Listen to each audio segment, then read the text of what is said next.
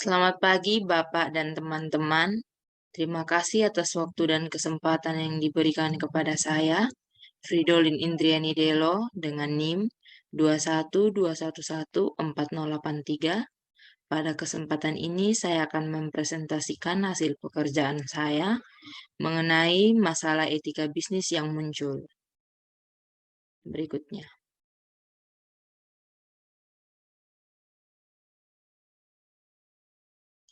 Mengenal masalah etika.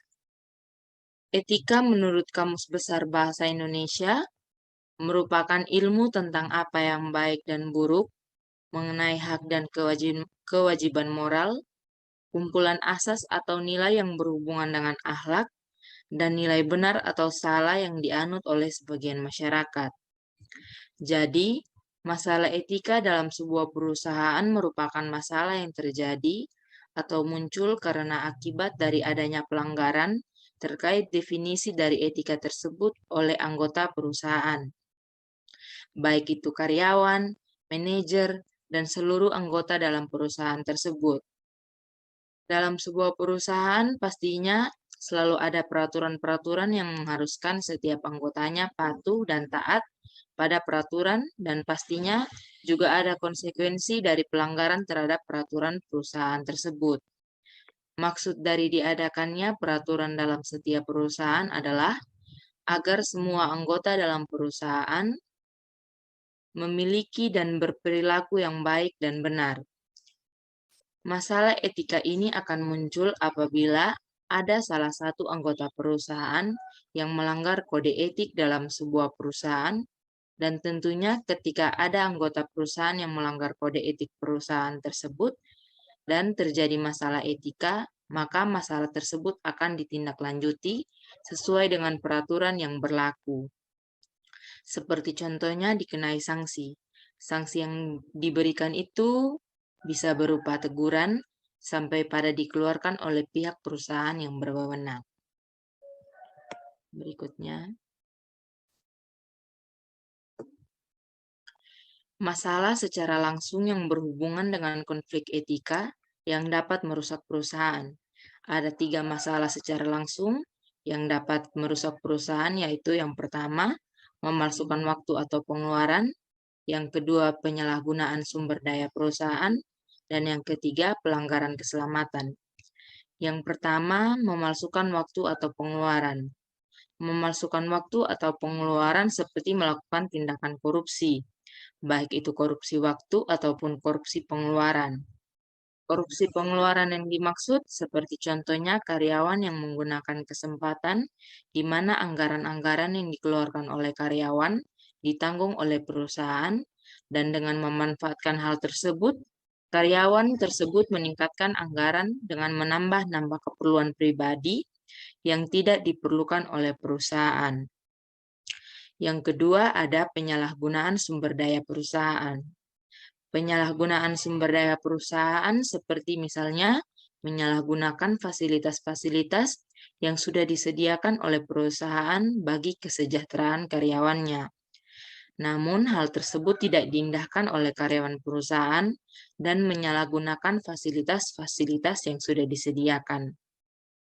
Dan masalah yang ketiga adalah pelanggaran keselamatan.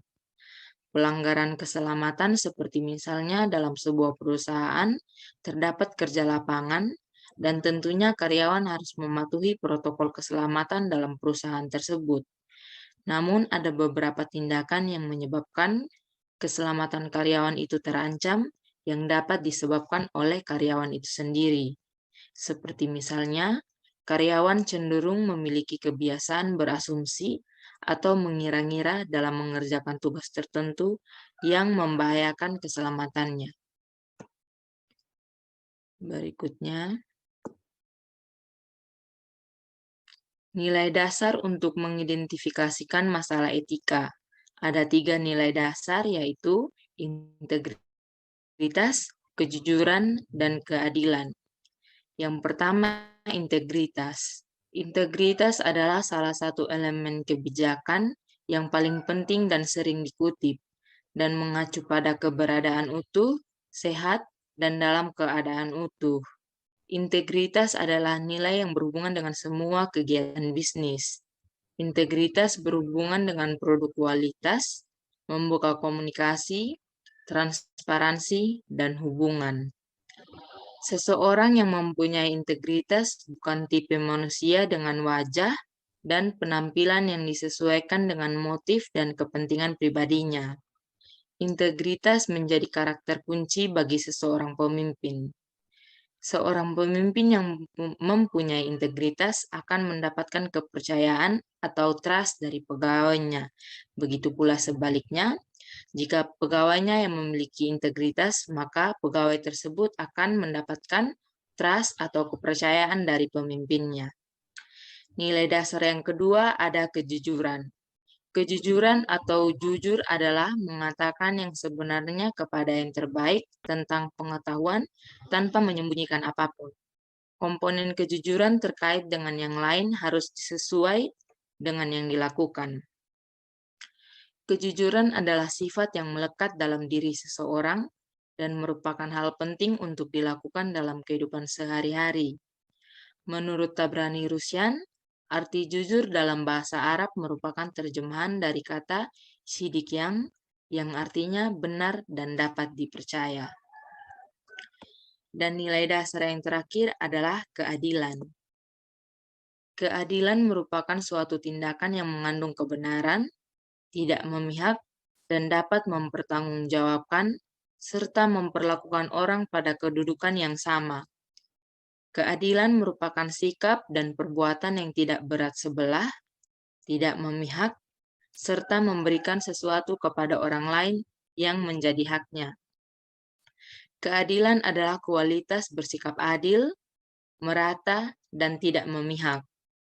Ada 3 elemen dasar yang memotivasi orang untuk bersikap adil.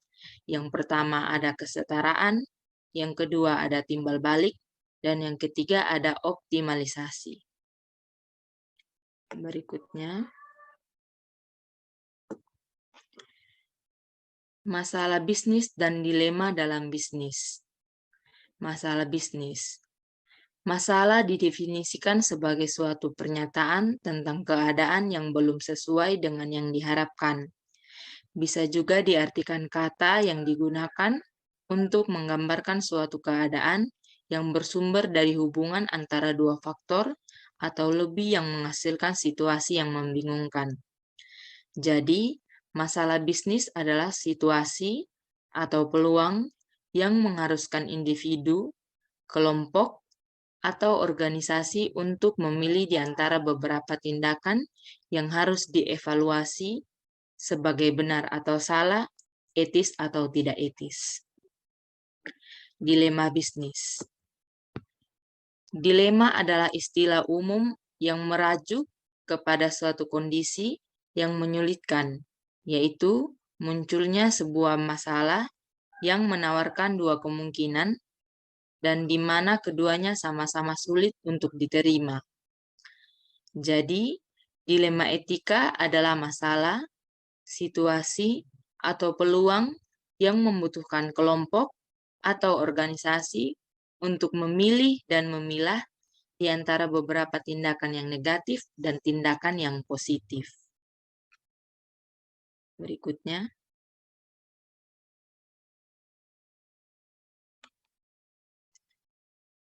tindakan terkait masalah etika. Yang pertama, penyalahgunaan waktu dan sumber daya perusahaan. Yang kedua, perilaku kasar dan intimidasi. Hal-hal yang merajuk pada banyak hal ancaman, seperti ancaman fisik, tuduhan palsu, tindakan senonoh, menghina, dan membentak merupakan hal-hal yang mengarah pada perilaku kasar dan perilaku intimidasi. Tindakan terkait masalah etika yang ketiga adalah berbohong, terkait memutarbalikkan kebenaran. Ada 3 jenis berbohong. Yang pertama bercanda tanpa kedengkian, berbohong dengan komisi, dan yang terakhir ada kelalaian dalam berbohong. Berikutnya,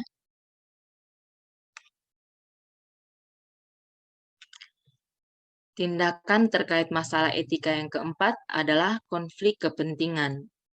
Konflik kepentingan yang terjadi ketika seseorang harus memilih antara kepentingan sendiri, kepentingan organisasi, atau kepentingan kelompok lain. Tindakan terkait masalah etika yang kelima adalah penyuapan. Penyuapan atau suap adalah praktik menawarkan sesuatu untuk mendapatkan keuntungan tidak sah dari seseorang yang berwenang. Definisi penyuapan adalah tindakan yang melanggar hukum tetapi dapat menjadi masalah dalam etika bisnis. Berikutnya, tindakan terkait masalah etika yang keenam adalah intelijen perusahaan. Intelijen perusahaan bertugas untuk mengumpulkan dan menganalisis informasi tentang pasar, teknologi, pelanggan dan pesaing, serta tren sosial ekonomi dan politik eksternal. Ada 3 jenis model intelijen yang berbeda. Yang pertama, sistem pemantauan pasif untuk peringatan dini. Yang kedua, ada dukungan lapangan taktis. Dan yang ketiga adalah dukungan yang didedikasikan untuk strategi manajemen puncak. Berikutnya, tindakan terkait masalah etika yang ketujuh adalah diskriminasi. Diskriminasi merupakan prasangka rasial dan seksual. Ras dan seksual di tempat kerja menciptakan masalah etika dalam dunia bisnis. Diskriminasi atas dasar opini politik atau afiliasi dengan pekerja didefinisikan sebagai pelecehan. Di Amerika Serikat, diskriminasi dilegalkan, seperti diskriminasi warna kulit, agama, jenis kelamin, kecacatan, dan asal negara. Berikutnya,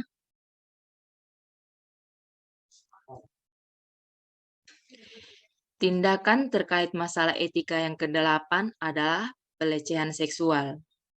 Pelecehan seksual merupakan bentuk diskriminasi jenis kelamin yang melanggar judul ke-7 Undang-Undang Hak Sipil tahun 1964. Pelecehan seksual didefinisikan sebagai perilaku seksual yang berulang dan yang tidak diinginkan pada satu individu oleh orang lain. Yang ke-9 adalah penipuan. Penipuan merupakan sesuatu yang dilakukan dengan sengaja oleh individu untuk kepentingan sendiri atas kepentingan organisasi atau kelompok lain. Jadi penipuan ini dilakukan atas dasar diri sendiri, namun mengatasnamakan nama perusahaan. Dan secara umum, penipuan merupakan komunikasi yang bertujuan untuk menipu, memanipulasi, atau menyembunyikan fakta untuk merugikan orang lain. Berikutnya, tindakan terkait masalah etika yang ke-10 adalah penipuan pelanggan, yang ke-11 adalah kesalahan keuangan, yang ke-12 perdagangan ilegal, yang ke-13 hak kekayaan intelektual, dan yang ke-14 adalah masalah privasi. Jadi, ke-14 tindakan terkait masalah etika yang sudah saya jelaskan tadi merupakan tindakan terkait masalah etika yang sering kali muncul atau sering kali terjadi dalam sebuah perusahaan. Berikutnya, tantangan untuk menentukan masalah etika dalam bisnis. Ada beberapa tantangan dalam menentukan masalah etika dalam sebuah bisnis. Sebagian besar masalah etika mengenai bisnis tentang suatu peristiwa, aktivitas, atau hasil dari keputusan bisnis.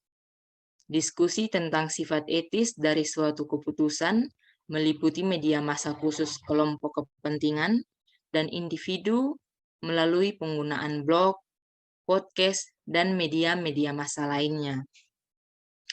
Cara menentukan perilaku atau situasi tentang memiliki kompeten etis adalah dengan bertanya kepada individu lain dalam bisnis bagaimana perasaan mereka tentang hal itu dan apakah mereka melihatnya sebagai tantangan etis atau tidak. Biro bisnis memberikan arahan bagi perusahaan dalam mendefinisikan masalah etika. Dan tantangan yang terakhir adalah masalah dalam menjadi masalah etika sebagai akibat dari perubahan nilai-nilai sosial seperti kebiasaan di industri, etis, aktivitas, atau situasi baik itu perusahaan.